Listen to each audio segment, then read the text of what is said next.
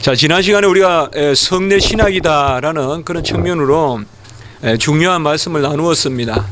성례의 어떤 표징, 그리고 의미, 그리고 의미의 어떤 실체, 그리고 진리, 또 어떤 표징의 그 형상, 또 형상에 대한 인침, 뭐 이런 이야기들, 이런 것들이 어떤 관념적인 그런 이야기가 아니라 우리가 성례의 의미를 한번 되새겨 본다면 그때 다 필요한 개념들로 그렇게 자리매김하는 것들입니다.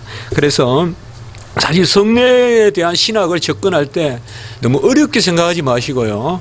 성례 신학이다 이러면 뭔가 일단은 막 신비한 것 같고, 또 뭔가 뭐 표상이 있고 의미가 있고 또 표징 이런 것들이 있으니까 뭔가 해석학적 어떤 그런 현대적 이런 의미들 이런 것들을 생각하기 쉬운데, 그런 것보다는 성례의 의미를 내가 먼저 생각해 보고, 내가 생각하는 성례의 의미를 어떻게 신학자들은 표현하는지 그렇게 한번 성례나 이런 것은 생각해 보면요 되겠습니다. 성례는 어떻게 보면 기독론이나 또 교회론의 어떤 그런 그 측면들, 그리고 구원론에 있어서의 확신 문제, 이런 것들이 제가 그런 말씀도 드렸죠. 성례는 하나님의 은혜를 기념하지만은 우리의 믿음을 하나님 앞에서 또 확신하는 그런 은혜다. 첫 시간에 우리가 성례의 서두에서 그런 말씀을 드렸습니다. 성례는 우리가 알다시피 세례와 그런 성찬, 세례는 사귐의 시작이다, 혹은 연합의 시작이다, 또 거듭남, 옛사람이 죽고 새사람이 삶, 이런 여러 가지 이야기들의 것들에 대한 표다. 성찬은 뭐냐? 바로 살아감의 표다. 이건 성화의 표다. 사귐의 계속의 표다. 혹은 연합의 계속의 표다. 이런 표현들을 우리가 할 수 있을 것이라고 또 지난 시간에 역시 봤습니다. 이제 강론적인 의미에서 우리가 세례와 성찬 살펴보도록 그렇게 하겠습니다. 자, 307페이지에 보시면 세례입니다. 세례는 옛사람이 죽고 새사람이 사는 표입니다.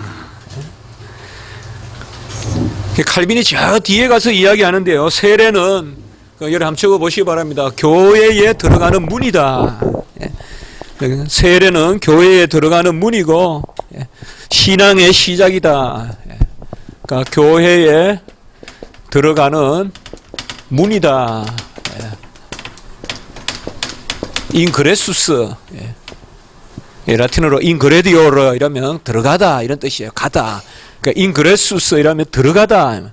인그레수스, 입구 그런 뜻이죠. 그러니까 교회에 들어가는 문이고, 그리고 신앙의 시작이다. 이때 시작은 이니시아치오, 바로 영어로도 이니시에이션 혹은 이니시티브 이런 단어들이 있죠. 우선권, 시작, 이니시아치오 피데이. 이거는 에클레시아의, 그러니까 교회의 문이고, 교회에 들어가는 문이고, 그리고 바로 신앙의 시작을 표시하는 표다. 이렇게 우리가 세례를 이야기하는데, 이것은 기독교 강요 사학은 18장 19 저기 뒷부분에 어느 구석에 있습니다. 네, 여러분들 간과하기 쉬운데 제가 한번 먼저 그렇게 한번 마크합니다. 자, 우리가 세례는 거기 책에 보시면 그리스도께 접붙임을 받은 성도가 하나님의 자녀로서, 접붙인다 이 말은 우리가 시츄에이션 할 때 시트, 이게 라틴어로 있다 이런 말이에요. 그러니까 인을 써주면 같이 읽어볼까요? 인시투스. 이게 바로 접붙인다는 뜻이에요. 라틴어로 상당히 중요한 단어입니다. 그러니까 안에 있다 이제 그런 뜻인데, 인시투스 이라면 접붙이다, 접붙이다. 그래서 그리스도께 접붙임을 받은 성도가 하나님의 자녀로서 몸된 교회의 연합체, 이건 뭐죠? 연합체? 소키에타스. 전에 계속 나왔죠. 제가 연합체라고 번역하는 것은 소키에타스다. 한 몸이다. 한 몸. 그래서 바로 한 몸된 연합체, 이것을 입교를 하는 표징이다. 아까 이니시에이트 그거 썼습니다. 이니시아치요. 그래서 세례는 바로 그리스도께 접붙임 받은 성도가 하나님의 자녀로서 그 교회 연합체에 입교하는 표징이다. 들어가는 표징이다. 세례는 하나님이 주신 것이죠. 1. 하나님 앞에서 우리의 믿음을 확증하고, 그 밑에 수직적이라고 적어봅시다. 그 다음에 2. 사람들 앞에서 그 믿음을 고백하는데 도움이 된다. 수평적입니다. 그러니까 성례에는 항상 수직적 측면과 수평적 측면이 있습니다. 그러니까 하나님 앞에서 우리의 믿음을 확고하게 하고, 그리고 사람들 앞에서 그 믿음을 고백하는. 성례는 항상 이 두 측면이 있습니다. 세례를 통해 성도는 다른 지체들 앞에서 자신이 하나님의 백성으로 인정받기 원한다는 사실을 고백하고, 여기에는 작은 1 적어보세요. 그러니까 수평적 측면의 작은 1, 그게 다른 지체들 그 앞에 작은 1, 다른 지체들 앞에서 내가 하나님의 백성이 되기를 원한다는 것을 드러낸다. 그 다음에 작은 2 마지막 줄, 그들과 한 종교를 믿는 가운데 한 예배를 드리겠다. 그러니까 사실은 이 세례는 함께 예배 드리는 예배 공동체로의 이니시아치예요. 들어가는 거예요. 그 다음에 3, 자신의 신앙을 공개적으로 확증한다. 내가 구원받은 백성임을 믿습니다. 그러니까 여러분과 함께 한 형제다 이 말이에요. 성경에는 한 피로 한 형제 됐다 이 말. 한 혈족이다 이 말이에요 우리가. 그래서 세례는 이런 수직적 측면으로 하나님 앞에서 내가 하나님을 믿습니다라는 측면이 있고, 수평적 측면으로서 예배의 공동체요. 나도 여러분들과 한 믿음을 가지고 있고, 이것은 바로 뭐예요? 고백의 공동체요. 그리고 그러니까 아까 첫 번째는 뭐예요? 예배 공동체. 두 번째는 뭐예요? 고백의 공동체. 내가 그들과 한 종교 가운데 고백의 공동체, 그리고 신앙을 공개적으로 확증하는 그런 공동체로 있다 말이죠. 자, 거기에 세례의 의미에서 또 작게 한번 적어 봅시다. 우리가 세례의 의미 1. 제사함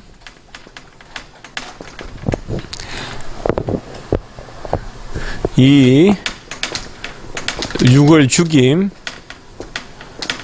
3. 신앙의 확신. 우리가 세례의 의미는 제사함이다. 이건 칭이죠. 자, 세례는 칭이에요. 우리가 하나님의 백성이 되었다는 거, 옛사람이 죽고 새사람이 산다는 거, 뭐 칭이라 하면 우리가 거듭남, 회개, 믿음, 뭐 수양 다 들어갈 수 있겠죠. 육을 죽이면 뭘까요? 이게 바로 성화의 표징은 아니나 성화의 시작의 표징이다 이 말이야. 성화의 시작이다. 이 말은 이제부터 우리가 옛사람이 아니고 새사람의 삶을 살기 시작한다. 이것을 우리가 결정적 성화론이라고 하죠. 결정적 성화론이라는 말 많이 쓰는데 뭐 그렇게 뭐 별도로 많이 쓸 필요는 없는 당연한 개념이에요. 뭐예요? 칭의는 성화의 출발이다 이 말이에요. 칼빈도 이야기했고 바빙크나 존 머레이나 이런 분들이 많이 이야기했는데요. 결정적 성화론. 그러니까 뭐냐? 세례는 내가 하나님의 은혜로 거듭났다는 것을 표하고, 그리고 이제는 새 사람의 삶을 시작했다는 걸 표하고, 그리고 뭐예요? 내 신앙을 확신하는 것을 표해요. 그래서 고백이에요. 이게 내가 하나님을 믿습니다. 그래서 세례의 의미는 이런 세 가지 정도를 우리가 생각할 수가 있습니다. 세례의 유익은 크게 세 가지로 정리됩니다. 자, 아까 이것은 세례의 의미고요. 제가 이렇게 한번 정리해 봤어요. 세례의 의미는. 그러니까 이 부분을 여러분 조금 혼돈되거든요. 성화는 성찬 아니냐? 사귐의 계속이니까. 맞아요. 사귐의 계속의 표는 성찬이에요. 세례가 아니라. 그러나 사귐의 계속의 시작은 칭이잖아요. 그런 의미에서 내가 이제 육을 죽이고 내가 이제 의의 병기로, 불의의 병기가 아니라 그런 측면에서는 우리가 이렇게 표현할 수가 있습니다. 자, 세례의 유익은 뭐냐? 첫째로 성령의 새롭게 하심으로 깨끗하게 씻음받은 성도들에게 구원하는 표가 된다. 거기 특별히 디모데 3장 5절에 밑에 여러분들 하나 적읍시다. 중요한 개념이에요. 중생의 씻음. 이런 표현이 나옵니다. 성경에. 중생의 씻음. 예. 그 성령의 새롭게 하심으로 깨끗하게 씻어받은 그 중생의 씻음, 거듭남의 씻음, 그 성도에게 구원하는 표가 된다. 그래서 우리가 정결함을 받았다는 그런 표징이 되고 증거가 된다. 우리가 하나님 안에서 정결함을 받았다는 표징과 증거가 된다. 그러나 세례는 단순히 표나 표지에 불과한 것이 아니라 하나님의 명령을 담고 있는데요. 이것은 우리가 우리 쪽에서만 하나님 앞에 내어놓는 것이 아니다 이 말이죠. 하나님의 명령 밑에는 언약이라고 적어봅시다. 언약. 그래서 세례로 말미암아 우리가 하나님 앞에 드러내는 표징은 결국 내가 언약의 백성이라는 거예요. 그러니까 하나님의 은혜를 입은 백성이다. 그래서 세례는 단순한 표나 표지가 아니라 언약의 표징이다 이 말이에요. 같이 합시다. 언약의 표징. 그의 능력이 있는 거예요. 그 세례는 어떤 물론 단회적이에요. 세례는 두 번이 아니에요. 그러나 그 역사는 언약의 역사다 이 말이야. 총괄적이고 총체적으로 역사한다. 그래서 언약 적고 옆에 갈로하고 법정적 이렇게 적으세요. 법정적. 그 세례의 의미는 법정적이다 이 말이에요. 땅땅땅 너희는 내 백성이다 삼아줬단 말이에요. 법적으로. 그게 뭐예요? 이제 언약의 모든 약속이 아브라함과 이삭의 야곱 그 약속이 너희들에게 임한다 이거예요. 그래서 우리가 사도 바울의 서신서나 이런 데 보면 아주 중요한 언약적 개념을 이야기할 때 세례를 이야기할 때가 많아요. 한번 성경 읽을 때 한번 보세요. 그래서 세례를 이야기해요. 그래서 우리가 함께 세례받았다 그러고 우리가 세례의 공동체다 그런 말들을 쓰는 게 바로 언약 공동체를 이야기한다는 거. 구약에는 물론 할례다 이러면 언약이거든요. 금방. 근데 신약의 세례는 언약을 좀 덜 강조하는 듯 하지만 아니에요. 신약 시대 우리 세례도 언약 공동체라는 것을 강조한다는 측면을 알아야 됩니다. 그러므로 결국 세례를 받았다는 것은 바로 언약, 금방 말씀을 드렸지만은 언약의 약속에 따라서 제사함을 받고 이제 육을 죽이고 새롭게 시작하는 삶을 살고 그리고 확신하는 삶을 살고 지난 시간부터 우리가 성례를 다루면서 많이 이야기했습니다. 이 어슈어런스, 피두키아, 성도의 확신을 성례적으로 많이 이야기하고 있다 칼빈이 지금. 우리가 성도의 확신을 이야기할 때 우리가 이미 이제 봤습니다. 가장 칼빈이 강조하는 것이 바로 예정론이고 그 다음에 하나 기억할 것이 성례론이라는 거. 어떤 감정적 확신 이런 게 아니라 예정론에서의 확신 그리고 성례론에서의 그래서 내가 성찬에 참여한다는 것 이것이야말로 확신의 표다 이 말이에요. 아예 달리 생각하면 하나님이 지금 살아 계시고 내가 성찬에 참여해서 주님의 살과 피에 동참한다는 이 사실 누구도 부인할 수 없는 내가 떡과 잔을 받았다는 사실 이게 곧 확신이다 이 말이에요. 꼭 확신을 나로부터 나가는 것으로 보지 말고 내가 확신이 없으면 어떻게 받았겠어요. 내 이성으로 헤아리지 말고 정체적인 내 영적인 확신이 있기 때문에 받는다 이 말이에요. 지금 그렇게 보면 성례에 참여했다는 것 가지고 성도의 확신으로 여길 수 있다면 그게 오히려 확신이죠.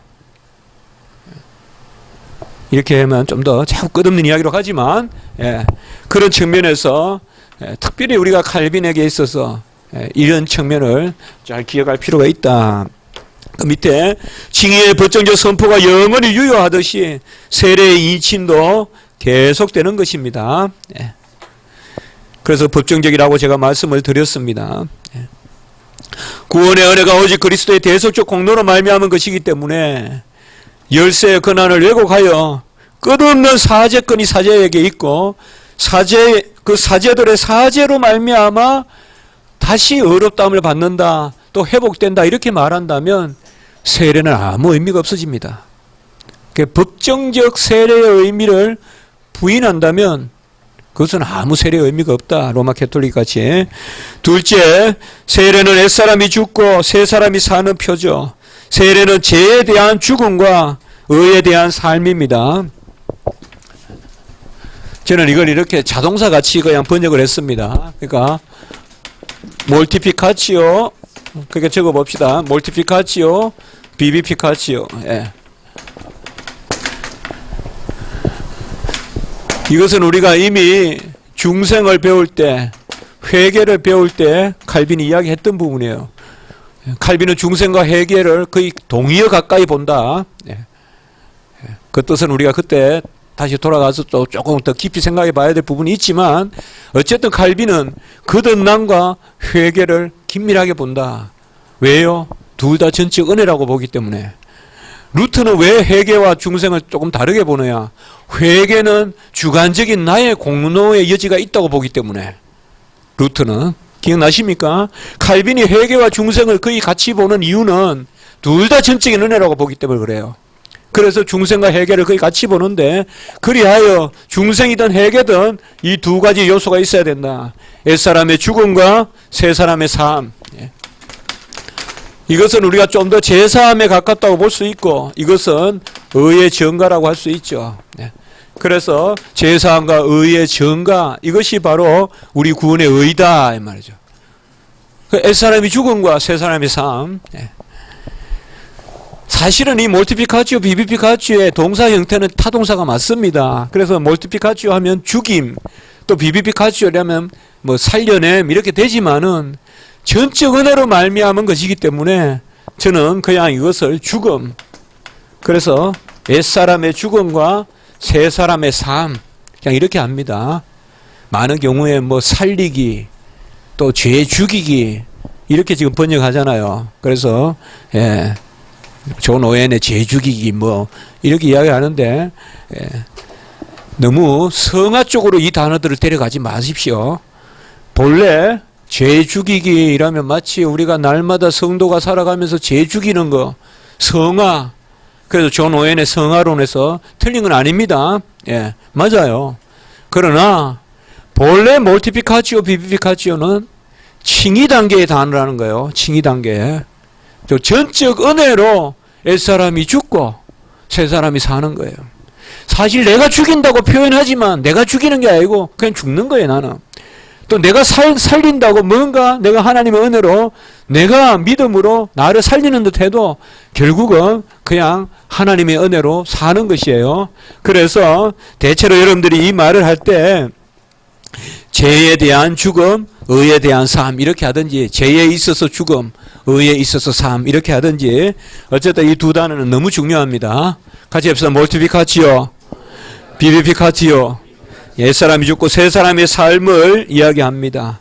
그래서 세례는 제사함과 의의 증가, 항상 이런 것은 같이 이제 생각하세요.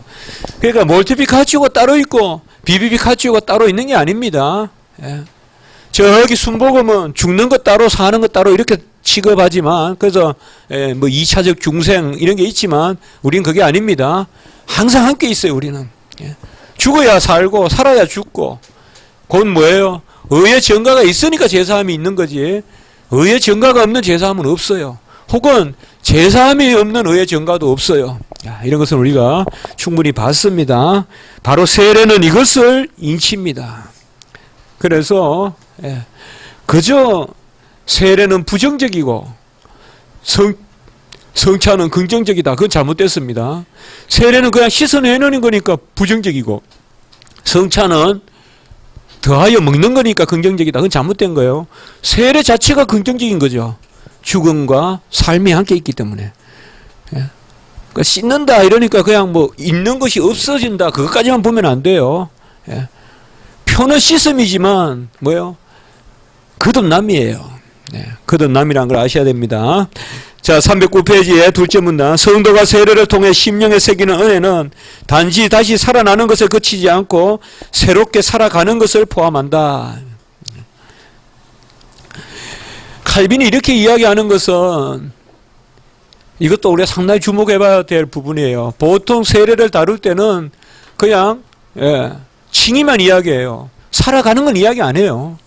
그러나 칼빈은 그의 구원론에서도 보면 이신칭의에서 칭의와 성화를 긴밀하게 다루잖아요. 그래서 칭의가 성화의 출발이라는 거, 아까 결정적 성화라고 했는데 그걸 강조하잖아요. 똑같아요. 그게 어디까지? 성례론에서도 마찬가지로 나타나요. 그래서 세례도 뭐예요? 칼빈은 새롭게 살아가는 첫 출발점이다 이거예요.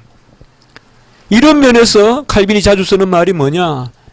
바로 육을 죽이고. 그러니까 보통 우리가 육을 죽인다 이러면요, 보통은 성화를 뜻해요. 그렇죠? 성경에서도 육을 죽인다 이러면 성화를 뜻하는데 칼빈에게 있어서는 육을 죽인다 이러면 바로 성화의 출발로서 칭의를 뜻하는 그런 경우가 많습니다. 바로 여기도 그렇습니다. 우리가 면밀히 책을 읽는 분들은 이것을 분명히 깨달을 겁니다. 바로 칼빈 이런 부분에서. 자, 두 줄 밑에 세례는 단회적이나 법정적으로 전가되어 성도의 삶 전체에 작용하는 그리스도의 의를 인치는, 영생을 인치는 성례이다. 결국 이 말이 다시 말하면 법정적이란 말이에요. 법정적이단 말이다. 한 번 읽고 끝나는 게 아니라 단회적이지만은 영원하다. 이게 법정적이다 이 말이에요. 단회적이지만은 단회적이다 이러면 법정적이란 말이 아니에요. 단회적이지만은 계속된다. 로마서 6장 4절 같이 읽습니다. 시작.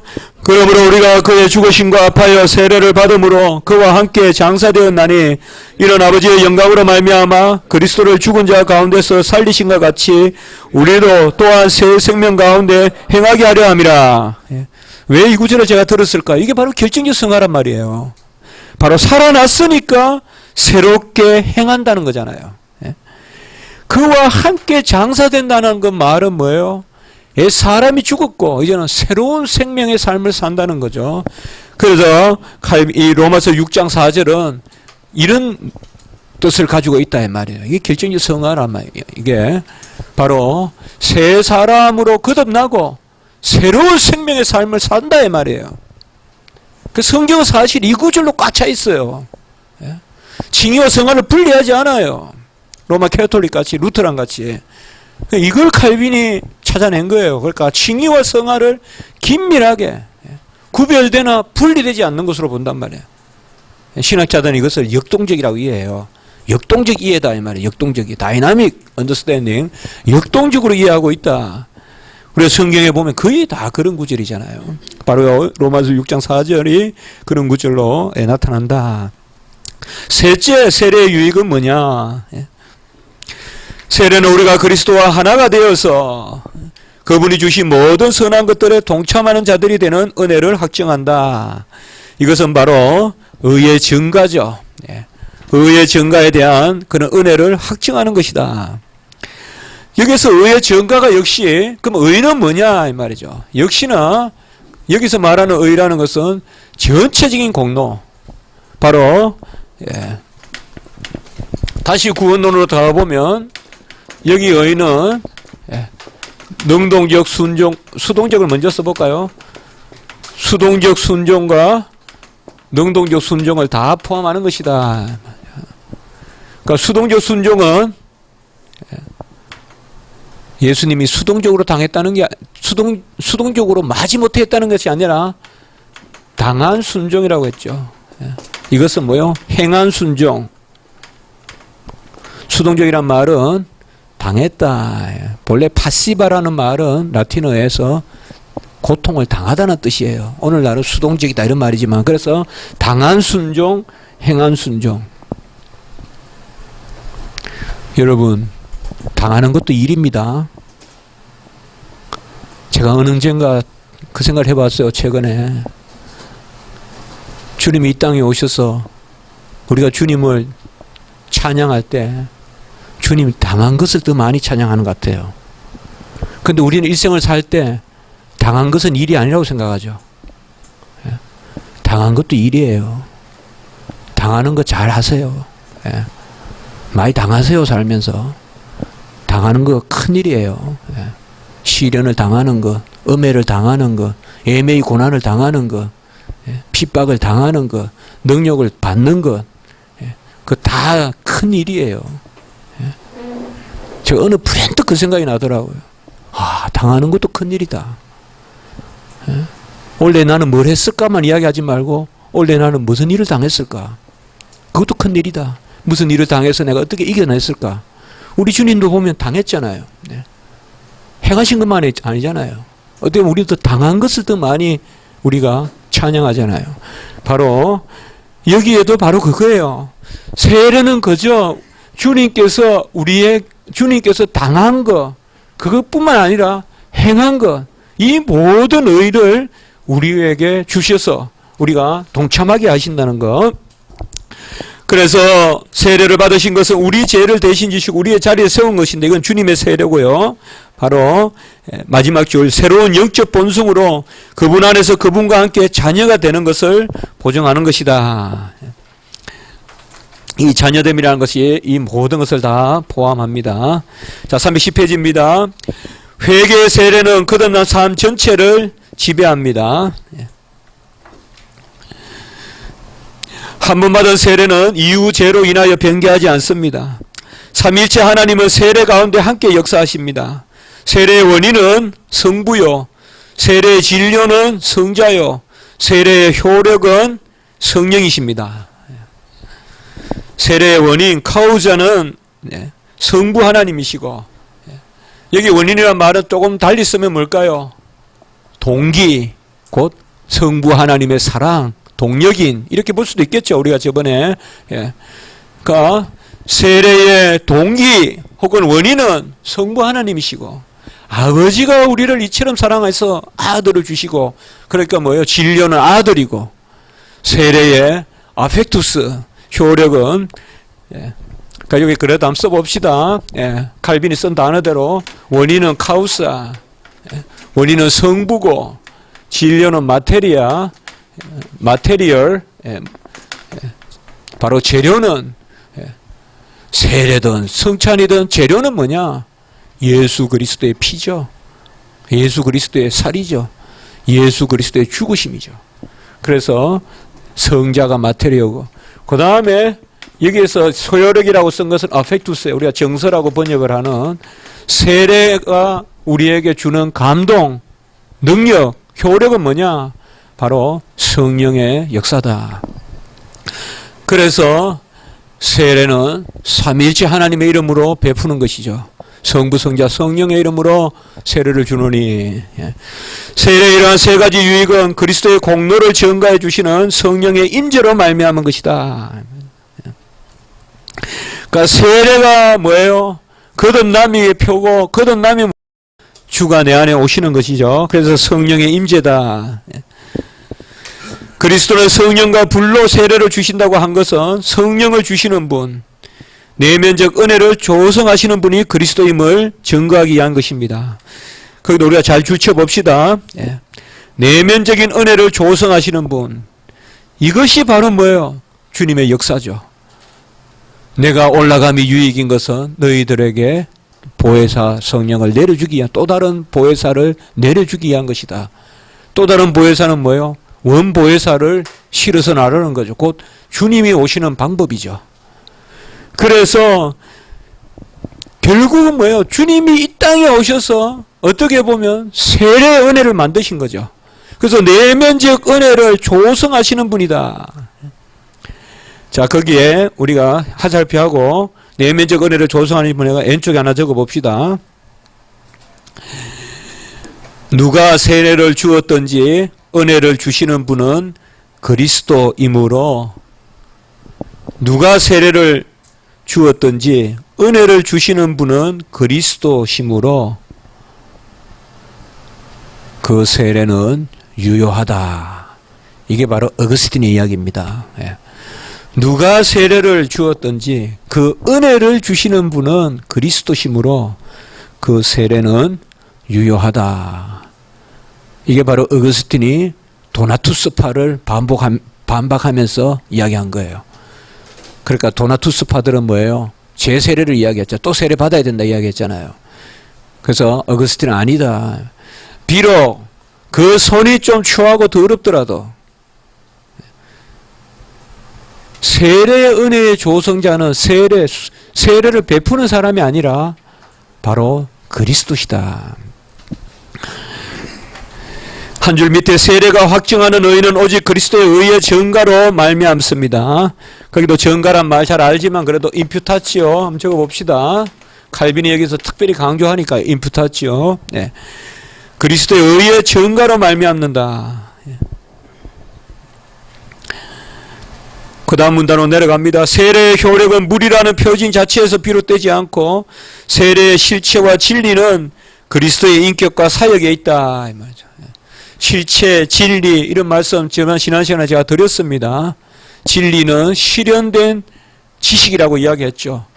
아는 것이 성취됐다는 거죠. 마지막에. 그렇게 베리타스라는 말 제가 지난 시간에 말씀을 드렸어요. 그러니까 세례의 실체 제가 다시는 말씀드리지 않겠습니다. 시간상. 예. 밑에 세 가지 쭉 썼죠. 의미, 실체, 진리 이렇게요. 예. 지난 시간에 그렸어요. 예. 우리가 핸드폰으로도 찍었어요. 예. 그러니까 실체와 진리는 그리스도시다. 얼마나 감사합니까? 예. 주님이 베리타스다. 이미 내가 길이요 진리요 생명이요. 예. 베리타스란 말 제가 말씀드렸어요. 예. 제가 최근에 어거스틴의 책을 쭉 읽고 있습니다. 예. 지난주 3일째 이제 쭉 다시 다 봤고요. 예. 예. 어거스틴 예, 쭉 읽고 있어요. 예. 어거스틴도 진리를 이렇게 이해하더라고요. 예, 진리를. 예. 바로 실현됐다는 측면과 지식이라는 측면. 예, 그것도 칼빈도 그렇게 이해하고 있습니다. 바로 세례의 실체와 진리는 그리스도의 인격과 사역이다. 그리스도의 영의 역사로 우리가 한 몸이 되었듯이 세례로 우리는 우리 자신과 그분과의 연합이 시작됨을 확정한다. 세례의 효력이 표징 자체에 있지 않듯이 그것을 거행하는 목사의 능력과 가치에 따라 좌우되는 것도 아니다. 그래서 특별히 여러분들 마태복음 28장 19절을 적으시고 예.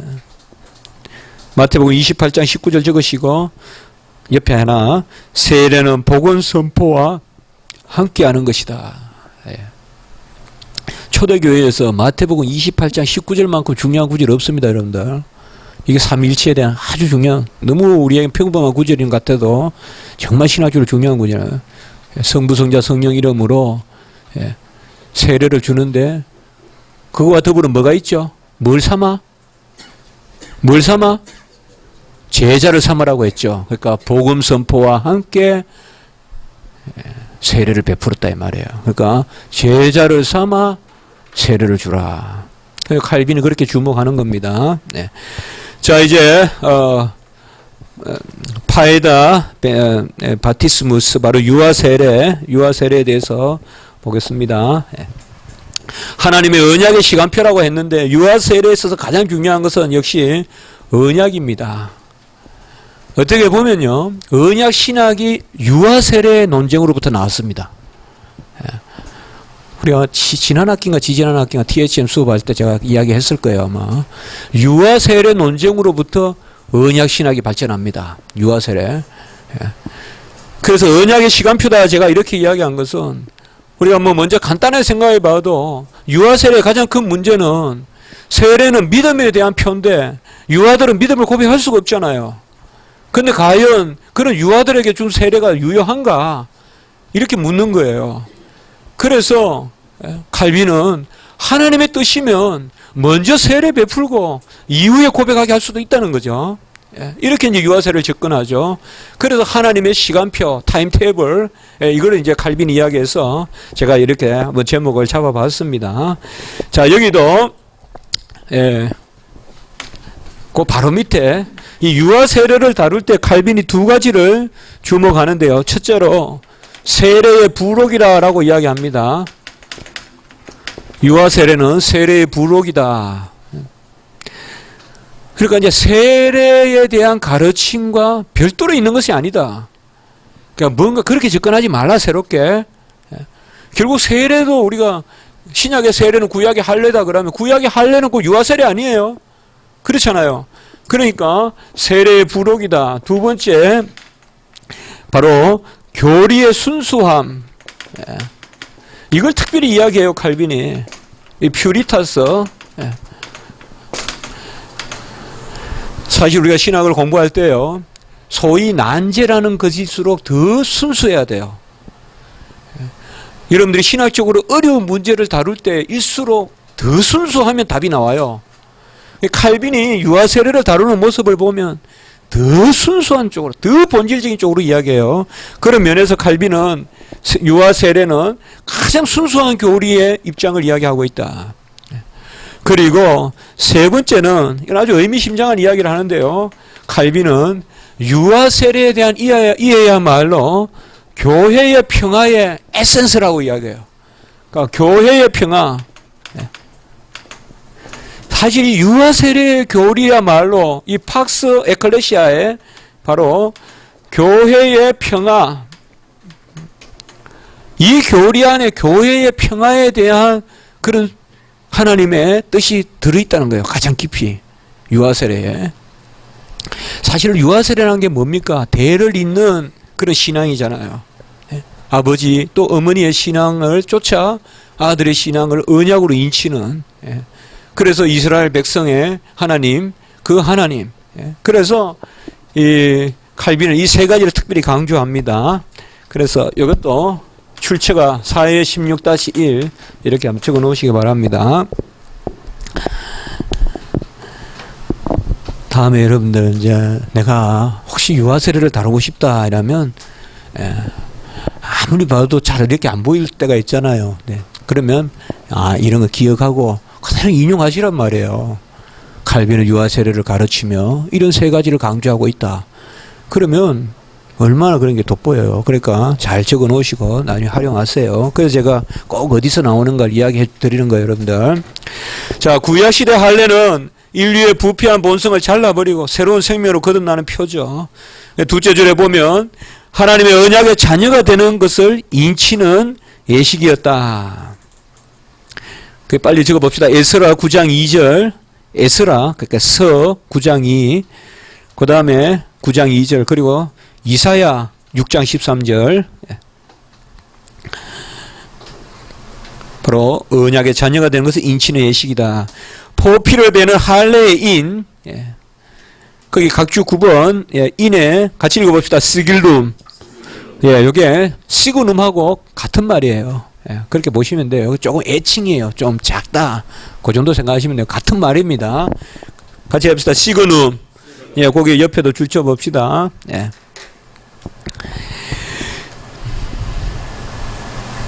간혹 옆에 여러분들 상징도 한번 줄쳐보세요. 해보세요. 심볼룸. 칼빈도 상징이란 말을 한두 번 씁니다. 그럼 우리나라 말로 이거 상징으로 번역하면 안 돼요. 표징으로 번역해야 돼요, 사실은. 잘못하면 상징이라 하면 전혀 우리하고 뉘앙스가 안 맞아요. 그러니까 칼빈이 심볼룸이라는 단어를 쓸 때는 대체로 서술적으로 풀어 쓰려고, 표징은 뭐냐? 실체를 드러내는 상징이다. 이렇게 쓸 때 상징이란 말을 썼어요. 그런 뉘앙스로. 그렇기 때문에 성례가 상징이다 이렇게 말하면 좀 어폐가 있어요. WCC 문건이나 이런 데 보면 거의 다 심볼룸 막 상징이나 막 쓰거든요, 무분별하게. 그러나 우리는 고유한 언어, 표징이 좋다 이 말이에요. 지난 시간에 봤지만 시그눔, 표징, 지난 시간에 이야기했습니다. 그 다음에 인치다, 시그나레 이런 단어들. 자, 할례로 구약의 성도들은 오실 그리스도의 피가 할례인에 대한 실체가 될 것임을 믿는 자신들의 믿음을 확정했다. 이 말은 구약의 신앙이 메시아 신앙이라면 구약의 할례는 유아 세례의 할례였다. 곧 표상으로서 구약은 예표로서의 할례였다. 그걸 구약 백성들이 믿었다는 거예요. 이런 것들은 여러 성경 구절에 예시되어 있습니다. 구약시대 백성은 할례를 통해 세례의 역적 약속을 미리 누렸습니다. 과연 그러한가라는 것은 여러분들의 믿음의 폭입니다. 세 줄 밑에 할례와 세례는 무조건적 은혜와 영생의 약속을 공유한다는 측면에서 차이가 없습니다. 포피를 베는 것이나 물로 씻는 표상으로 의미되는 본체는 동일합니다. 그래서 각주 그 10번 밑에 의미되는 본체 레스 시그나타, 바로 thing, signified, 의미되는 본체는 동일하다. 할례와 세례는 성례의 내적 신비를 공유합니다. 비록 그 밑에 문단입니다. 비록 표정의 약속과 구속사적 경륜에 있어서 차이가 있지만 할례나 세례는 실체와 진리에 있어서는 동일합니다. 이게 중요합니다. 구약의 할례와 신약의 세례는 그 실체와 진리에 있어서는 동일하다. 누구냐? 진료는 그리스도다. 아까 말씀드렸죠. 그 세례의 은혜를 형성하신 분, 어떻게? 죽기까지 복종하심으로. 누가? 그리스도잖아요. 그래서 세례와 할례의 실체는 누구냐? 그리스도시다 이 말이에요. 구약의 할례도 실체는 그리스도입니다. 이건 사변이 아닙니다. 진리입니다. 마지막 문단입니다. 할례와 세례는 하나님의 자녀에게 주어진 동일한 언약의 약속을 확정합니다. 그래서 첫째 줄, 구약의 유아들에게도 언약의 약속을 인치기 위하여 할례를 행했습니다. 성도의 자녀도 언약의 상속자로서 거룩하게 구별되어야 하기 때문에 그렇습니다. 거기 옆에 빨리 적읍시다. 거룩한 자녀. 그거는 거기 적읍시다. 셋째 줄 밑에 스가랴 9장 2절, 이사야 6장 14절 아까 나왔는데 그 밑에 갈로하고 거룩한 자녀라고 적으시면 되겠습니다. 할례와 세례는 모두 언약의 자녀가 되는 하나님의 가족이 되는 표입니다. 그 경륜에 있어서는 차이가 납니다. 우리가 기억나십니까? 신구약의 일치점과 차이점을 할 때 실체는 같으나 경륜이 다르다. 할례와 세례도 마찬가지입니다. 실체는 동일하나 경륜이 다르다. 그 경륜에 있어서는 세례가 더욱 귀하다 이 말이에요. 구약의 할례는 그림자라면 신약의 세례는 바로 몸된 실체를 보여주기 때문에 그렇습니다. 그 다음 문단입니다. 유아세례는 제가 더 빨리 보겠습니다. 유아세례는 사도시대 때부터 시작되었습니다.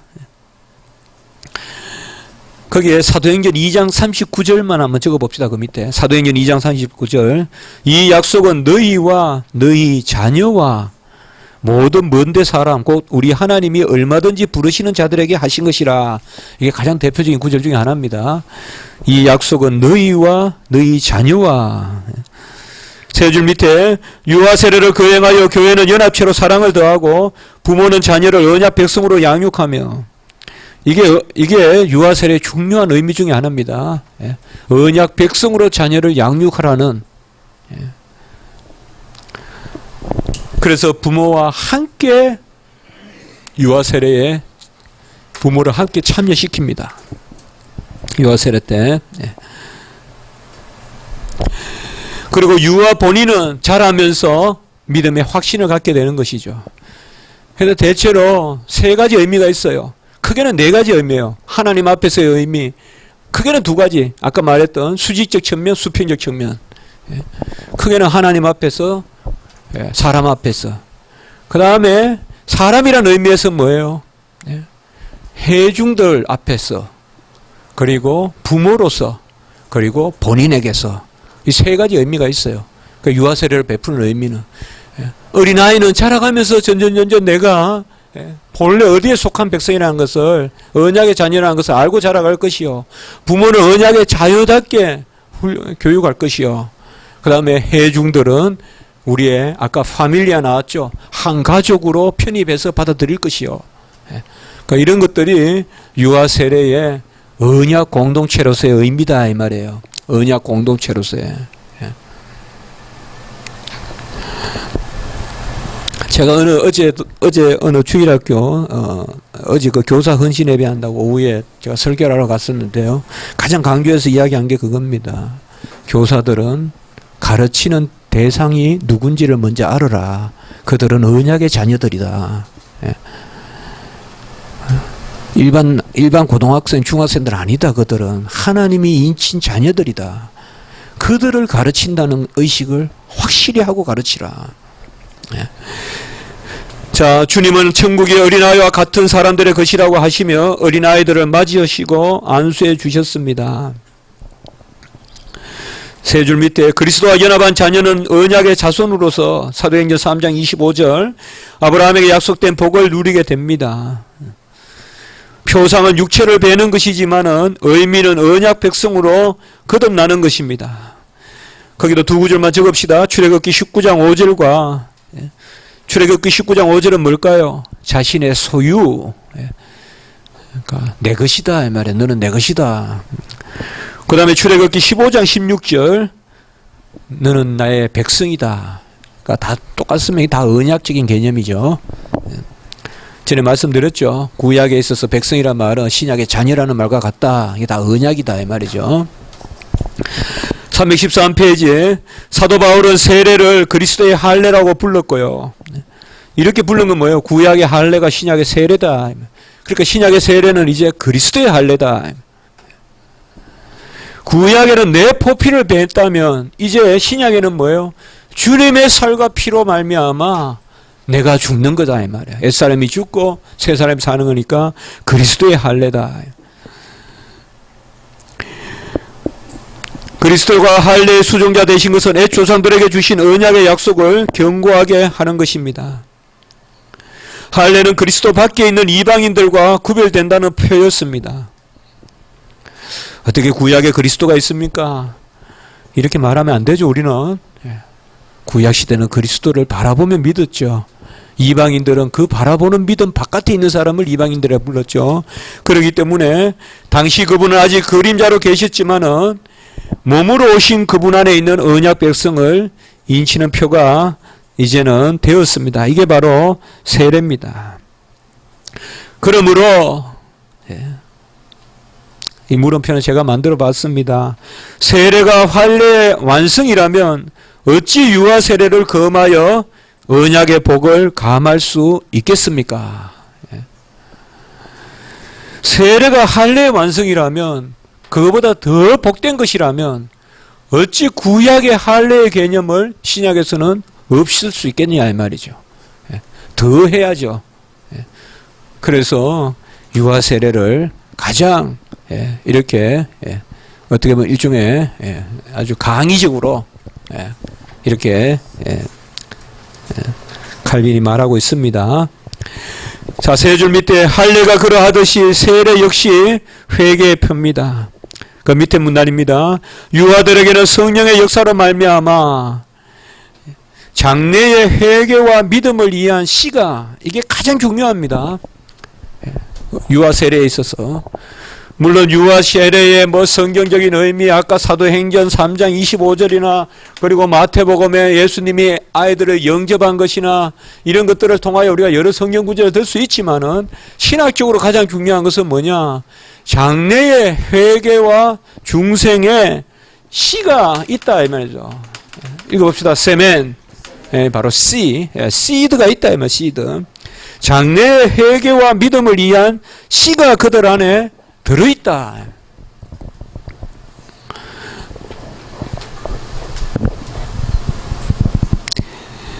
유아 세례는 하나님이 세우신 언약을 확정하는 현재적 효과가 있고요. 그 나머지 의미는 하나님이 자신의 중생의 시간표에 따라 자라감에 따라 때에 맞추어 부여하십니다. 우리가 그 은혜를 다 알 수는 없습니다. 하나님이 자신의 중생 시간표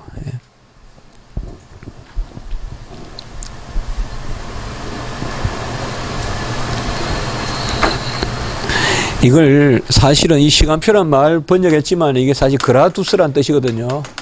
이 그레이드, 그레이드란 뜻이면 그레이드.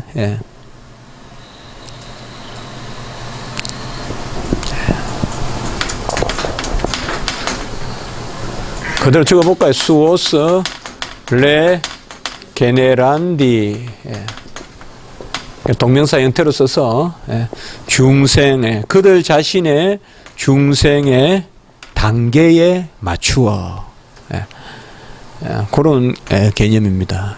그러니까 하나님께서 그때 그들의 중생의 타임테이블에 맞추어서 하나님께서 부여하신다.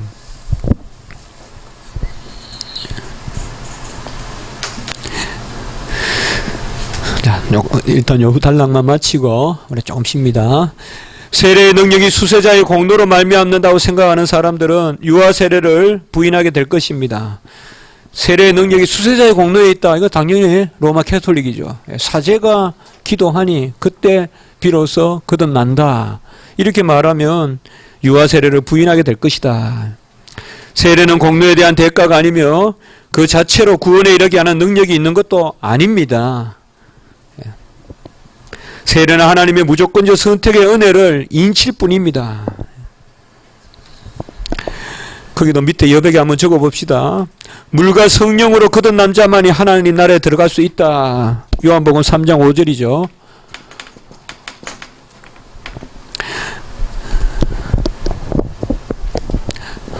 물과 성령으로 거듭난 자.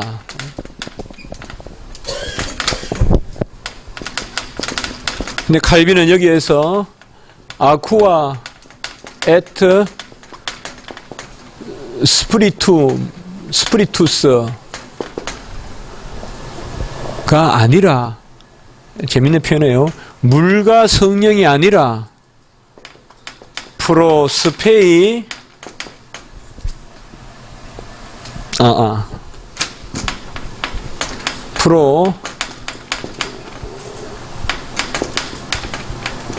스피리투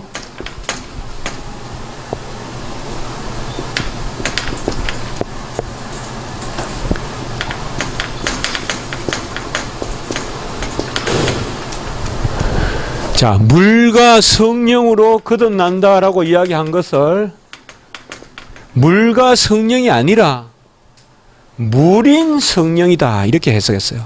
물인 성령으로 말미암아. 이 말은 뭐예요? 두 번이 아니다 이 말. 두 번이 아니라 물인 성령. 이 말은 물로 표징, 물로 시그니피카타, 물로 의미된 성령으로 말미암아. 그러니까 아주 역설적으로 이렇게 표현하고 있어요. 그러니까 물과 성령으로 거듭난다는 것은 우리나라 말로 하면 and는 둘이잖아요. 그게 아니라 물인 성령으로 거듭난다. 곧 이러면 성령이 물입니까? 또 이렇게 하면 안 되죠. 이 말은 물로 표징된 성령으로 거듭난다. 그러니까 물세례, 성령세례 따로 있다 없다? 따로 없다 이 말이죠. 물로 성령 세례를 인치는 것이죠. 그래서 물세례라 해도 되고 성령 세례라 해도 된다 이 말이에요. 314페이지에 긍휼과 자비의 은총을 베푸셔서 유아들을 가족과 근속으로 자기의 집에 들이십니다. 뭐 가족과 근속은 크게 틀리지 않아요. 근속이란 말은 우리 집안에 있다, 그냥 물이다 그렇게 보는 겁니다.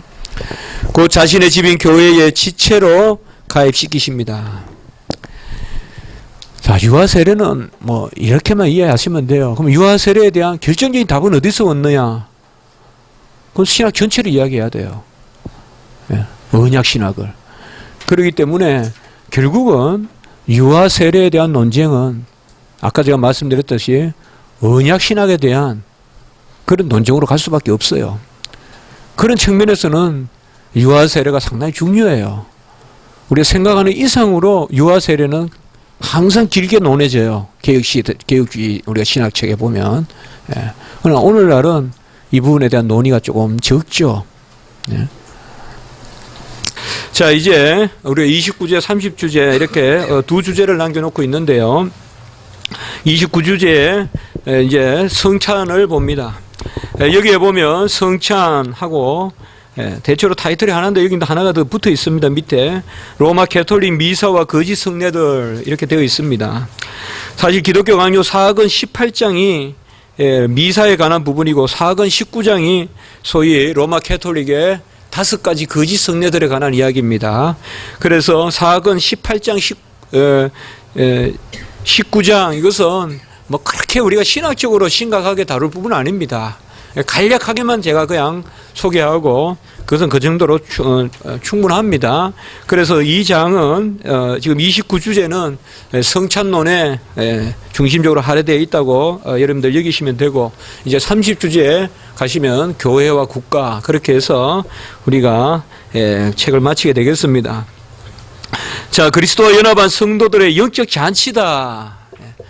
이 사실 spiritual banquet, 영적 잔치다, 이런 말을 칼빈이 쓰는데요. 정말 잔치여야 합니다. 성찬은. 왜요? 복된 소식이니까요. 그리고 미안이 아니라 완성된 소식이니까요. 완성된 소식이고, 또 의의 정가에서 보듯이 어떤 조건적 부여가 아니라 무조건적 시여 혹은 부여이기 때문에, 그래서 성례가 우리에게 표상하는 것은 전부 즐거운 일이지 기쁜 슬픈 일이 아니에요. 다만 주님께서 나를 위하여 그 모든 것을 행했다는 측면에서 우리가 감사하고, 또 주님 당하신 고난을 생각하면 마음에 슬픔이 있고, 또 그런 주님의 고난의 은혜를 주셨음에도 불구하고 여전히 죄를 짓고 허물이 있는 내 자신을 봤을 때는 가슴을 치는 애통도 있지만은, 그래도 그걸 넘어서서, 그래서 항상 우리가 성찬을 이야기할 때는 제 자신은 그렇습니다. 죽음만 생각하지 말고 부활도 생각해야 된다 이 말이에요. 성찬은 그리스도의 살과 피에 참여하는 거예요. 그러면 그 살과 피는 뭐냐? 과거의 살과 피가 아니에요. 관념적인 살과 피가 아니에요. 2000년 전에 골고다 거기에 살과 피를 기억하는 그 정도가 아니에요. 그건 기념설이에요. 우리는 지금 계신 주님의 살과 피에 동참하는 거예요. 그럼 지금 주님은 뭐예요? 부활하시고 성천하시잖아요. 그러면 부활의 주님, 성천의 주님을 바라보지 않으면 이 성찬은 헛된 거예요. 그저 막연한 어떤 고난의 표, 십자가, 고난, 이렇게 어떤 메타포로만 이해해서는 안 된다 이 말이에요. 은유로만. 그래서 꼭 두 가지예요. 그저 물질도 아니고, 그저 상징도 아니고, 그 중간에 우리의 입장이 있는 거예요. 같이 합니다. 영적이나 실체적이다. 이제 이겁니다. 이건 이제 조금 이따 제가 말씀드립니다. 영적이나 spiritual but real. 영적 그러나 실제적. 이게 우리 입장이에요. 영적이라고 해서 상징적이지 않은 거, 실제적이라고 해서 물질적이지 않고, 영적 그러나 실제적이다. 이 두 가지를 여러분들이 잘 붙드시면 이래 성찬에 대한 의미는 그 가운데 있는 것입니다. 자, 세례의 표징인 물에는 씻음이, 성찬에는 그리스도의 살과 피의 물음이, 물음은 우리가 사티스파키티오 계속 이 말씀을 드렸죠. 바로 우리를 위하여 다 이루신 주님의 물음이 표상된다. 이러한 표상의 실체, 서브스탄시아, 지난 시간에 말씀드렸지만 이것은 곧 주님의 살과 피, 언제든 구원에 있어서의 실체는, 혹은 진료는 그리스도입니다. 언제든 마테리아 혹은 서브스탄시아, 실체 혹은 진료는 그리스도 혹은 그리스도의 살과 피, 이렇게 이야기해도 돼요. 그리스도의 살과 피라고 이야기할 때는 제유법이에요. 제유법. 살과 피로, 살과 피만 공로가 아니라 살과 피로 그리스도의 전체 공로를 대표하기 때문에 제유법, 작은 거 하나로 모든 것을 포괄하는 개념. 사도 요한이 예수께서 물과 피로 오셨다고 한 말씀은, 우리가 요한 1서나 이런 데 보면 우리가 물과 피와 성령, 또 이런 개념들은 다 이미 한 몸인 그리스도를 뜻해요. 그래서 뭐 여러 가지로 삼분적으로 볼 것이 아니라 그분 그리스도, 그래서 숭고한 신비가 포함되어 있다. 거기 잠깐 표를 보시면 세례의 표징은 물이고 성찬은 떡과 잔이며, 의미, 지난 시간에 significatio 이야기했죠. 의미는 씻음이고 살과 피고, 그러면 이것이 뭘 제시하느냐? 의미의 제시는 뭐냐? 그리스도와 연합의 시작의 표고 그리스도와 연합의 계속의 표다. 혹은 사귐의 시작, 사귐의 계속, 이런 말씀은 우리가 몇 차례 드렸습니다. 다음 페이지입니다. 성도의 그리스도와 연합은 단지 외면적 형상적 차원의 것이 아니라 내면적이고 영적인 것입니다. 그리스도는 우리의 바깥에 계시지 않고 우리 안에 사시고요. 그는 각 사람과 보이지 않는 끈으로 인격적인 교제를 하실 뿐만 아니라 날마다 놀라운 교통을 하십니다. 그래야 그가 우리와 완전히 하나가 되기까지 우리 속으로 들어오셔서 한 몸이 되사 날마다 자라가십니다. 여기에 우리가 자라감이 있죠. 바로 성례의 성찬의 의미는 자라감의 표시입니다. 예. 이것도 명문서 92 제가 잠깐만 보겠습니다. 예, 여러분들 저기 348페이지에 보시면 348페이지에 그리스도는 엑스트라 노스 에스트, 그리스도는 우리 밖에 계시지 않는다. 세디 노비스 하비타레, 우리 안에 하비타트 거하신다. 넥솔룸 not only예요. 거기 줄치십시오. 인디비디우 소키에타스 넥수, 거기 줄쳐 봅시다. 인디비디오 소키에타티스 넥수, 바로 분리 혹은 분할할 수 없는 한 몸이심의 그 결합. 그러니까 연합체로서 분리될 수 없는 결합. 그 줄만 치시면 해석은 앞에 있으니까요.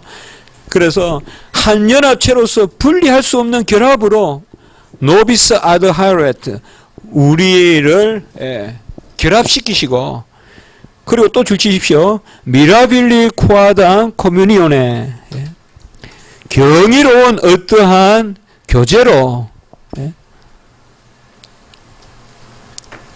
이누는 코르푸스 노비스군 콜레스키트 인디에스 마기스 마기스 인디에스 날들을 통하여 날이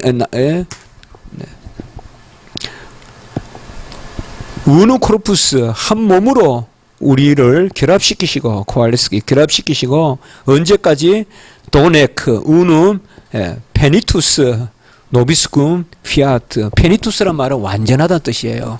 그러니까 완전히 하나가 될 때까지. 자, 다시 앞으로 가보겠습니다. 그러므로 바로 성찬은 자라감의 표다라고 말할 수 있습니다. 한 몸으로 자라가고, 그것이 이 땅에서 이제 그리스도가 우리 안에 들어오심으로 일어난 것이죠. 그게 계속 진행되고 있는 것이죠. 그리스도는 성도 안에서 사시고 성도는 그분 안에 살고 있습니다. 그리스도와 연합을 통한 교제와 교통, 성찬은 이 신비한 복을 도장을 찍습니다. 여기 교제와 교통이란 말, 교제는 코뮤니오, 교통은 코뮤니카치오죠.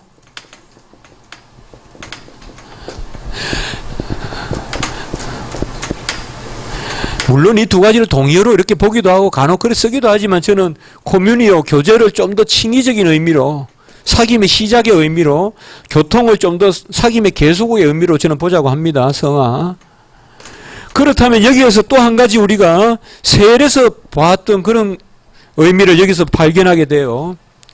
보통 세례는 칭의의 표죠. 맞아요. 성찬은 성화의 표죠. 맞아요. 그러나 세례를 칭의의 표라고 했을 때 그것은 단순히 칭의로 끝난다는 게 아니라 새로운 삶의 시작이라고 이야기했죠. 아까 성화의 출발이다. 그러면 성찬은 어떨까요? 성찬은 날마다 주님과 자라가는 성화의 표도 되지만 동시에 뭐예요? 그 출발인 칭의를 기억한다 이 말이에요. 그래서 우리가 이 성찬의 의미에서도 바로 날마다 교통하는 성화의 표도 되지만은 그 성화의 출발로서의 칭의도 기억하는. 그래서 뭐예요? 주님으로 말미암아 우리가 구원받았다는 것을 기억하면서 날마다 자라가는 거잖아요. 그래서 코뮤니오가 있기 때문에 코뮤니카치오가 있다는 거잖아요.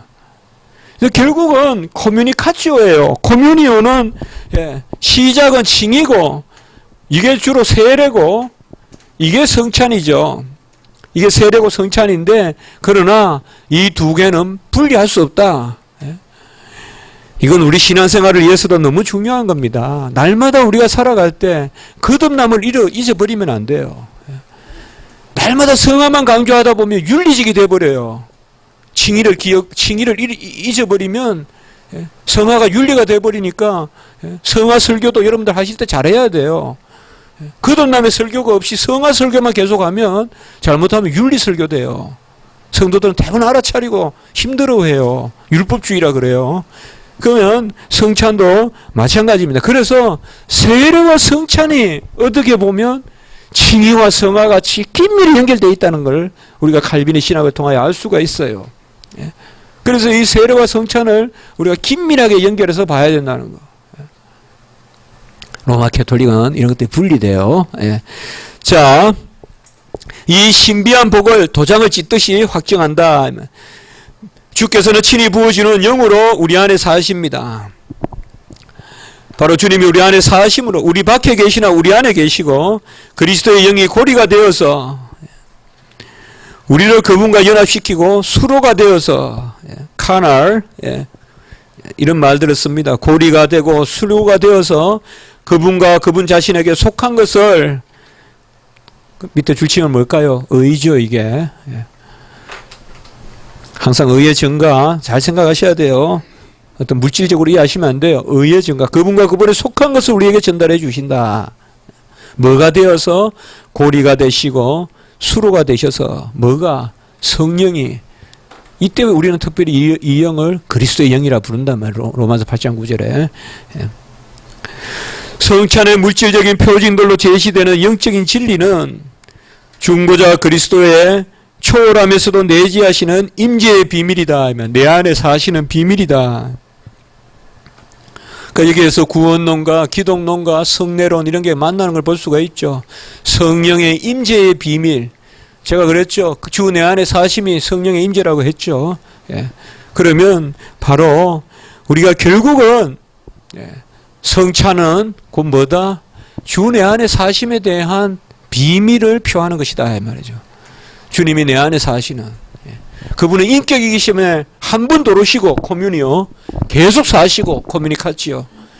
한 분 도로시고 계속 도로시고 그분은 한 분 도로실 때 의를 인치시고 법정적 그리고 날마다 그 의를 우리에게 더하시는 여기 더하신다는 말은 법정적인 의를 넘어선다는 뜻이 아니라 그때 우리에게 의로서 역사하신다는 거. 그 밑에 한번 봅시다. 나는 이 진리가 무엇인지를 세 가지 익숙한 말, 의미, 그 의미를 낳는을 거기에 조금 고치십시오. 이렇게 번역해도 되긴 하지만 좀 더 직역하기를 원합니다. 의미에 놓여 있는 이렇게 번역해 볼까요? 의미에 놓여 있는. 본래 의미에 의지하느냐는 뜻이에요. 디펜더라는 뜻인데 제가 이거보다 이게 더 나을 것 같아요. 신학적으로. 그러니까 의미에 놓여 있는 진료. 그래서 의미에 놓여 있는 진료 그리고 의미와 진료로 말미암은 능력과 효과. 이것이 바로 진리다. 자, 여기 이제 또 다른 표가 하나 있는데요. 지난 시간에 말씀드렸던 것과 다르지 않습니다. 그 연장선에서 또 한 가지 이제 측면을 이야기하는데요. 칼빈이 여기에서 지금 이 진리가 무엇인가를 이제 조금 더 제가 설명하고 제가 표를 다시 한번 말씀드릴게요. 이 진리는 의미와 진료와 능력과 효과다. 이렇게 이야기하고 있습니다. 자, 의미는 우리가 지난 시간에도 이거 피카치오, 진료는 마테리아, 뭐 실체는 수브스탄시아, 효과는 이펙투스 혹은 어펙투스 다 되고 여기서는 이펙투스 썼고요. 능력은 비르투스 이런 말을 쓰는데요. 자, 여기 알다시피 이미 용어에서 보듯이 상당히 지금 구원론적인 용어들 그리고 기독론적인 용어들 이런 것들이 지금 여기 들어와 있죠. 그게 바로 이 진리는 뭐냐? 이 베리타스는 이 베리타스는 이 세 가지로 이루어진다. 의미가 있고 그 의미가 놓여 있는 진료. 이 말이 뭡니까? 아름다움이 있다. 그러면 아름다움의 자리가 뭐예요? 꽃이다. 그게 진료다 이 말이에요. 그래서 의미가 놓여 있는 것, 그게 바로 진료. 그리고 꽃과 아름다움으로 말미암은, 꽃이 있는데 아름답다 이 말이죠. 그거로 말미암은 감동, 효과. 조금 오래 생각하면 얼마나 아름답습니까? 이런 이야기들이. 그러니까 의미가 있고 의미가 놓여 있는 진료, 그리고 그 의미와 진료로 말미암은 효과와 능력, 요게 진리다 이 말이에요. 칼빈은. 진리라는 것은 뭐 다른 것이 아니고 그냥 의미, 그것만 진리가 아니라 이 의미의 실체가 있고 의미와 실체가 있고 그게 효과적으로 우리에게 능력으로 역사할 때 그게 진리다 이 말이에요. 진리. 얼마나 잘 썼어요. 이 진리가 우리에게 제시된다 이 말이에요. 제시, 지난 시간에 했어요. 엑스 히비치요. 우리에게 드러난다 이 말이에요. 자, 내가 꽃 앞에 섰어요. 그 꽃은 지금 아름다워요. 자, 의미. 그 꽃이 있어요. 그 먼저 우리는 뭐예요? 어떻게 생각해 보면, 꽃이 있기 때문에 의미가 있다 이렇게 이야기하지만 사실 그게 아니에요. 한번 생각해 보세요. 아름답지 않으면 꽃에 관심을 안 가지죠. 어떻게 보면 먼저 의미가 와요, 우리에게. 저게 아름답다. 그 다음에 꽃을 생각하는 거예요. 그렇게 보는 거죠, 칼빈은. 그래서 의미가 있고 그 의미가 놓여있는 실체, 그리고 그것이 뭐예요? 능력과 효과다. 이건 뭐예요? 객관적이죠. 객관적으로 제시가 되죠. 그러면 지금 저 꽃은 뭐예요? 객관적으로 아름다움으로 제시가 돼요. 나에게. 그러면 나는 그것을 어떻게 받아들이느냐? 믿음으로 받아들인다 이 말이에요. 믿음으로. 믿음으로. 자, 뜻과 잔이 있어요. 뜻과 잔의 의미가 뭐냐? 바로 살과 피예요. 그게 살과 피로 나에게 그저 오는 게 아니라 객관적인 의미를 형성해요. 그래서 나도 그것을 살과 피로 받고 저 사람도 그걸 살과 피로 받아요. 왜요? 모든 것이 다 말씀과 성령의 능력으로 돼요. 말씀과 성령의 능력으로. 말씀과 성령의 능력으로 객관적 진리. 그러니까 항상 우리가 말씀이든 성례든 계시론이든 성례론이든 객관적 진리가 있어야 돼요. 이게 슈라이마와하고 다른 거예요. 객관적 진리를 주관적으로 받아들이는 거 우리가. 항상 우리 기독교 신학, 우리 개혁 신학은 진리의 객관성에 여러분들이 주목하셔야 돼요. 그게 즐거운 거예요. 딱 객관적 진리가 있는데 나도 그것을 받는 거예요. 나만 객관적인 진리, 나만 진리, 이건 신비주의예요. 그건 잘못된 경건주의예요. 바로 그래서 이 진리가 객관적으로 제시되고 이 객관적으로 제시된 진리를 믿음으로 받는데 이 두 가지가 동시에 일어난다 이 말이에요. 사실상. 그래서 제가 꼭 이걸 적어야 돼요. 동시에. 우리가 이렇게 가르치는 오로도 순서상으로는 두 가지를 말하지만 이 두 가지는 동시에 일어난다 이 말이에요. 내가 꽃 앞에 섰어요. 꽃이 아름다워요. 나도 아름답다 느껴요. 이게 동시다 이 말이에요. 동시에 일어난다. 이것이 성례 거행이다 이 말. 성례 거행. 이걸 분리시킨다 이 말이에요. 이거를 로마 캐톨릭은 어떻게 사제가 축성할 때 객관적으로 살과 피가 되고 그리고 사람들이 와서 받아 먹으면 이미 되어 있는 그것을 받아 먹으면 이게 분리가 된단 말이에요. 분리. 우리는 뭐예요? 믿음으로 받을 때 각자에게 객관적인 역사가 일어나는 거예요. 누가 받고 말고 하기 전에 벌써 살과 피가 되는 게 아니라 받을 때.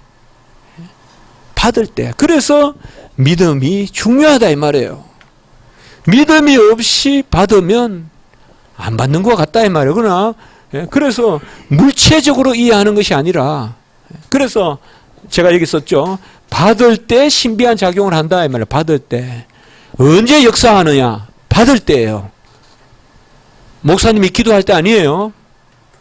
목사님이 이제 성례 거행하겠습니다. 기도할 때 뜻까지 아니 살과 피로 변하는 거 아니라 이 말이에요. 성도가 받을 때, 믿음으로 받을 때, 믿음으로 받아 먹을 때, 만두카치요, 씹을 때, 먹을 때, 그게 중요한 거예요. 그래서 제가 이렇게 쓴 거예요. 객관적 주관. 이게 동시에 일어난다. 그래서 진례와 수찬이 구별되면 안 된다 이 말이에요. 수찬은 뭐예요? 성찬을 받는 거죠. 집례는 집례자가 집례하면 뜻까지 아니 살과 피로 완전히 객관적으로 되고, 이제 그것을 수찬자가 가서 받아 먹으면 이미 완성된 어떤 그 살과 피를 내가 먹는 거, 그게 아니다 이 말이에요. 그래서 이러한 작용이 다 말씀과 성령으로 일어난다. 우리가 믿음으로 이제 이 부분은 금방 제가 이렇게 했습니다. 한 몸이 되고 그분과 모든 은혜를 누린다. 그러니까 이거는 성찬의 의미입니다. 그러니까 성찬의 효력입니다. 한 몸이 되고, 그러니까 그리스도와 한 몸이 되어서 그분의 의를, 바로 의의 정가를 누리는 것이죠. 이렇게 우리가 볼 수 있습니다. 자, 조금 옆에 거 제가 설명을 할게요. 자, 그러면 그 밑에 한번 봅시다. 의미는 표징이 지시하는 약속에 담겨 있고, 이건 지난 시간에 봤습니다. 나는 그리스도를 그분의 죽음과 부활과 함께 진료 실체라고 부른다. 진료 실체는 항상 그리스도죠. 그리고 그리스도가 주시는 구속의 거룩한 영생, 모든 은총을 효과라고 부른다. 이 세 가지를 묶어서 칼빈이 뭐라 그런다? 진리라고 한다. 이 말. 이 베리타스란 말이 너무 중요합니다. 베리타스.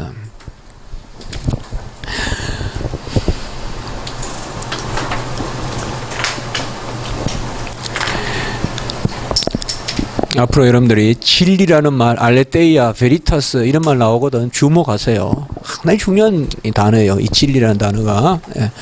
바로 진리라는 것은 지난 시간에 기억나시죠? 실체, 진리, 의미 이런 식으로 연결시킨 거요. 자, 317페이지에 자, 이 부분은 잠깐만 봅시다. 우리가 그 뒤에 우리 라틴어 부분에 348페이지에 역시 우리를 겸손하게 하시려고 하나님이 여기서 큰 에러가 있게 하셨는데 348페이지에 93과 94가 바뀌었습니다. 어찌 이런 현상이 나타납니까 이거? 그러니까 94가 93 끄고 348페이지에 93 이거는 시민정부에 관한 거거든요.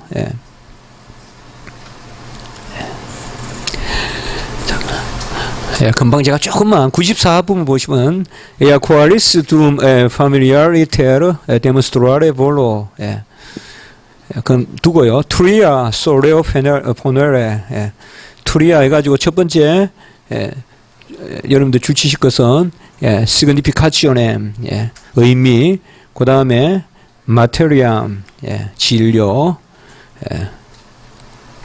signification 의미가 있고 materiam quae ex ea dependent 바로 ea는 그거거든요. 의미에 의지하고 있는 진료. 그리고 virtutem seu effectum 능력 혹은 효과 qui ex utro hoc 두 개, 앞에 두 개. 그러니까 의미와 진료의 consecutive 따르는 것. 그래서 그 뒷부분은 제가 시간상 해석하지 않겠습니다. 자, 311페이지. 하나님이 우리의 부족한 능력에 맞추셔서 성찬을 제정하셨습니다. 여기에서도 하나님의 맞추심이 있습니다. 사실은 성찬 자체가 벌써 맞추심 아니에요. 가시적인 것으로, 우리 눈에 보이는 것으로. 그렇죠. 이 맞추심이 중요합니다. 최고의 아버지로서 일생 동안 자녀들을 기르시는 자신의 사랑에 대한 보증을 삼으셨습니다. 자, 우리 쪽에서는 자라감이고 하나님 편에서는 뭐예요? 기르심이죠. 그렇죠. 그러니까 기르심과 우리는 자라감이죠. 그러니까 아버지 편에서의 기르심과 우리 편에서의 자라감이 있다. 성찬은 주께서 주시는 생명의 떡과 음료를 먹고 마심으로 영생을 주시는 영적 잔치다. 그 요한복음 6장 51절 한번 찍어보세요. 요한복음 6장 51절. 이건 너무나 유명한 이야기니까 스피리추얼의 영적 잔치 애플룸. 이 영어에서는 우리가 스피리추얼, 아까 얘기한 스피리추얼 뱅퀴트, 영적 잔치다 이렇게 이야기합니다. 스피리추얼 뱅퀴트, 영적 잔치다. 성찬의 떡과 잔은, 이걸 좀 적읍시다. 파니스, 떡, 잔은 비눔, 곧 포도주죠. 비눔, 영어로는 와인. 떡과 잔. 성찬의 떡과 잔은 그리스도의 살과 피로 얻게 되는 보이지 않는 자양분이다. 그러니까 보이지 않는 양분을 뜻한다.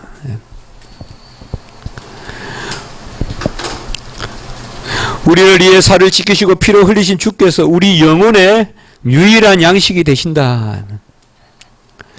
그 양식을 먹는 자마다 생명을 살리는 죽음의 능력으로, 생명을 살리는 죽음의 능력, 이 표현에 성찬의 의미가 잘 들어있어요.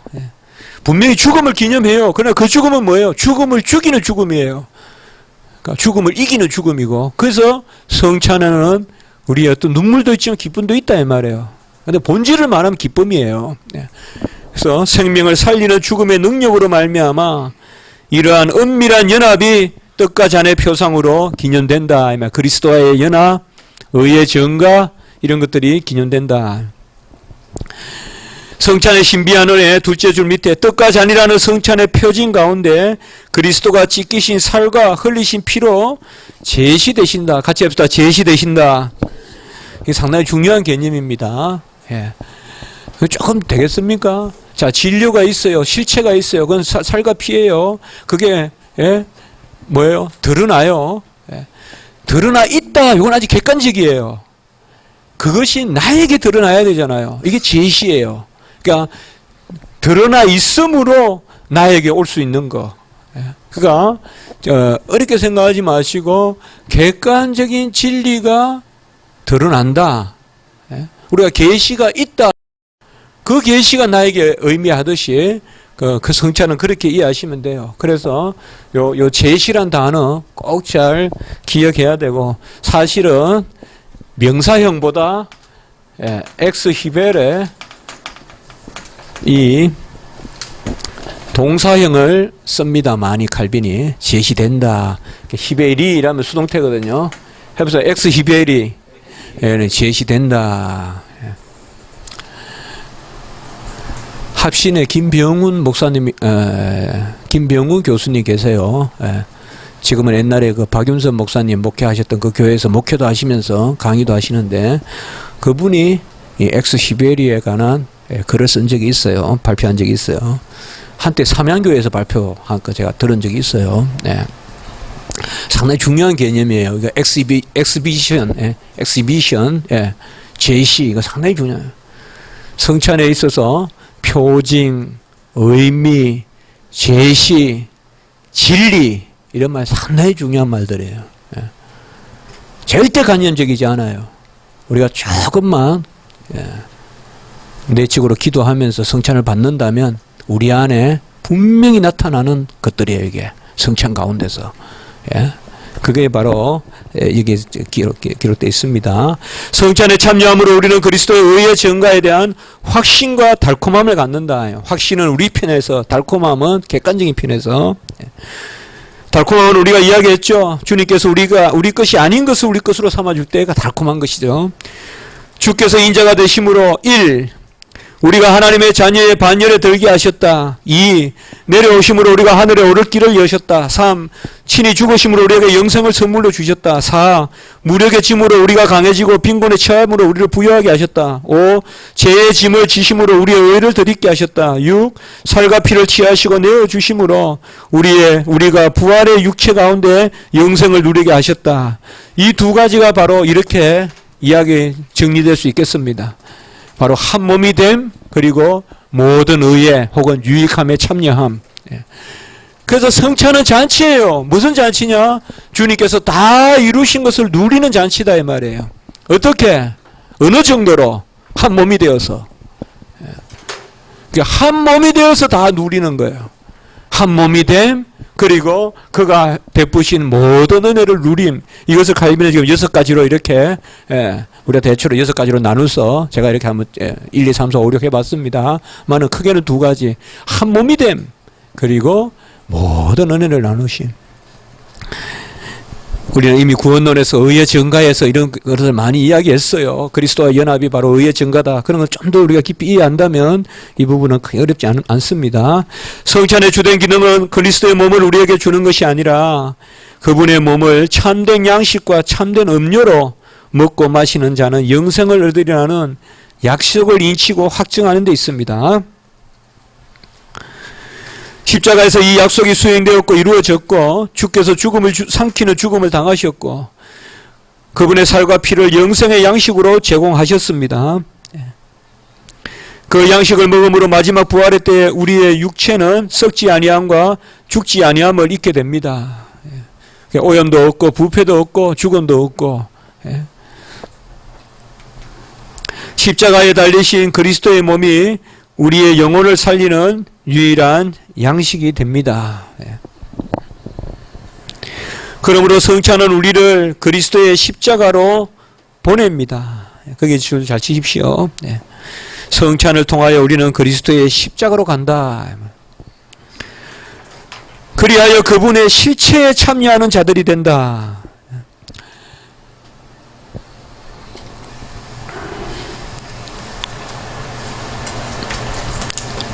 실체에 참여한다는 것은 신비적 참여가 아닙니다. 역시 의의 증가입니다. 이것은 여러분들 깨달으셔야 돼요. 그리스도와의 연합이 의의 증가라는 거. 우리 구원론에서 계속 말씀을 드렸죠, 제가. 이걸 잘 알면 성례론까지도 다 보여요. 여전히 연합을 실체적인 연합으로 생각하시면 안 돼요, 여러분들. 그럼 은혜가 없어요. 그건 신비주의적인 거예요. 주님께서 다 이루신 의를 다 주시면 그거는 관념이 아니고 실체인데 그게 그리스도와 한 몸 되는 거예요. 꼭 그리스도 한 몸이라니까 뭐가 한 몸이에요, 여러분들? 잘 생각하세요. 다 주시는 게 한 몸이에요. 우리는 한 몸이다 이러면 육체적 그것만 생각해서 안 된다 이면 다 그리스도에 주신 것이 한 몸이다. 받으라 먹으라 마시라 이것은 너희를 위하는 나의 몸이요 제사함을 얻게 하려고 흘리는 나의 피다. 거기에 밑에 있는데요. 아키피테 에디테 비베테 그건 두고 그것만 줄쳐봅시다. 각주 4번에 같이 읽어봅시다. 호크 에스트 코르푸스 메움 This is my body 이것이 나의 몸이다. 여기서 이제 에스트가 뭐냐 이거죠. 이다 이게 뭐냐. 이것은 우리가 다음 주에 보도록 하겠습니다. 이러한 재정의 말씀을 통해 그리스도는 자신의 몸이 우리의 것이며 우리를 위한 것임을 선포하셨습니다. 자, 그 라틴어 한번 적어봅시다. 우리의 것은 노스트룸. 이거 소유 대명사 같이 여기면 됩니다. 우리의 것. 그리고 프로노비스. 우리를 위한 것. 이게 그리스도와 하나됨이죠.